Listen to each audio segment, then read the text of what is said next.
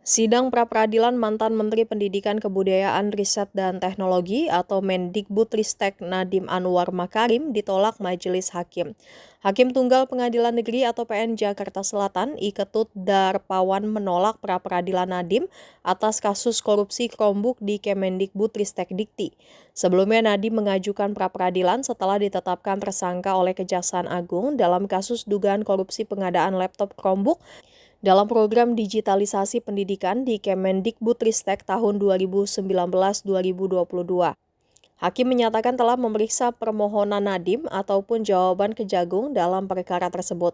Hari ini pendapat ahli hukum dari Universitas Muhammadiyah Jakarta atau UMJ, Khairul Huda yang dihadirkan kubu Nadiem dan ahli hukum Universitas Al-Azhar Indonesia atau UAI Suparji Ahmad yang dihadirkan Kejagung juga sudah dipertimbangkan dalam putusan tersebut. Hakim pra-peradilan berpendapat penyidikan yang dilakukan oleh termohon Kejagung untuk mengumpulkan bukti-bukti agar menjadi terang tindak pidana guna menemukan tersangka sudah dilaksanakan berdasarkan prosedur hukum acara pidana karenanya sah menurut hukum. Berdasarkan pertimbangan yang dibacakan, Hakim berpendapat bahwa Kejagung telah memiliki 4 alat bukti yang sah untuk menetapkan Nadiem sebagai tersangka sebagaimana yang diatur dalam pasal 184 KUHP.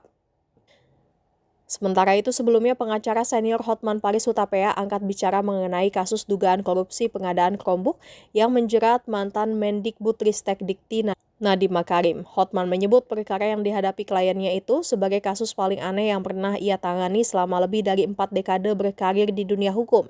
Dalam keterangannya di Pengadilan Negeri Jakarta Selatan Jumat 10 Oktober, Hotman mengungkapkan kejanggalan yang menurutnya sangat mendasar dalam penetapan status tersangka terhadap Nadiem. Ia menjelaskan berdasarkan hasil audit Badan Pengawasan Keuangan dan Pembangunan atau BPKP tidak ditemukan adanya kerugian negara dalam proyek pengadaan perangkat Chromebook yang menjadi dasar tuduhan tersebut. Hotman mempertanyakan dasar hukum penetapan tersangka jika lembaga audit resmi negara justru menyatakan tidak ada kerugian negara.